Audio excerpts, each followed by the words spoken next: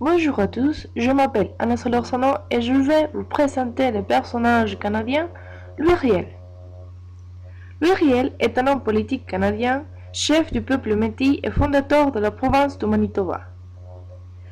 Louis Riel est né le 22 octobre 1844 à la colonie de la Rivière-Rouge, une petite communauté étant directement administrée par la Compagnie de la baie du Son et peuplée principalement d'Amérindiens et de Métis.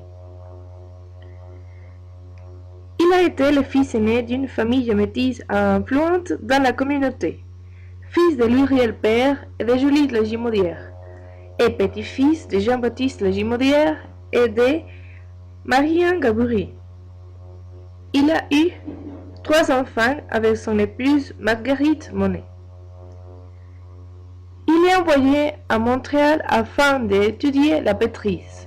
De 1868, il est de retour à Saint-Boniface, ayant quitté ses études pour aider financièrement sa mère, récemment devenue veuve, et ses frères et sœurs. Louis Riel a dirigé des mouvements contre le gouvernement canadien, dans le but de protéger les droits et la culture des Métis. La majorité des Métis au Manitoba et au territoire du Nord étaient impitoyablement relégués. Ils voient en lui l'homme qui a su traduire leurs aspirations avec éloquence et ils les considèrent comme un héros. La première révolte. La rébellion de la Rivière-Rouge de 1869-1870 est le terme générique pour décrire le gouvernement provisoire établi par Louis Riel qui a négocié finalement l'entrée de la province du Manitoba dans la Confédération canadienne. Riel doit cependant s'exilier aux États-Unis à raison de l'exécution de Thomas Scott pendant ces événements.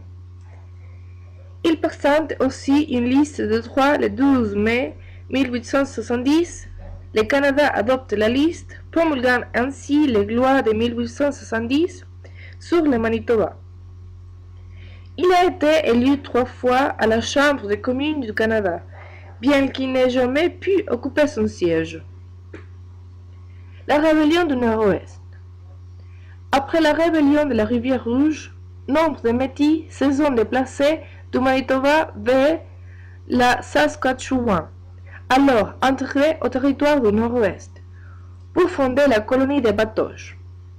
La rébellion du Nord-Ouest s'est conclue par l'arrestation, les procès puis les pendations de Riel pour trahison. Riel a été pendu le 16 novembre 1885 à Regina.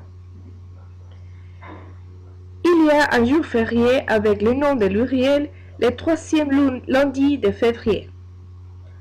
Aussi, il y a un monument de Riel à Winnipeg qui a été fait pour lui rendre hommage.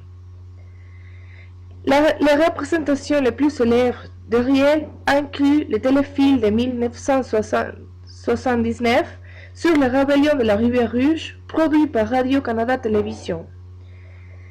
Aussi, le roman de Chester Brown, paru en 2003, Louis Riel insurgé. Riel a été l'élément moteur de la création du Manitoba comme 5e province du Canada. Sa vision d'une province où toutes les cultures seraient respectées est toujours une réalité au Manitoba. Aujourd'hui, Louis Riel est considéré par beaucoup comme le père du Manitoba. Merci beaucoup de votre attention.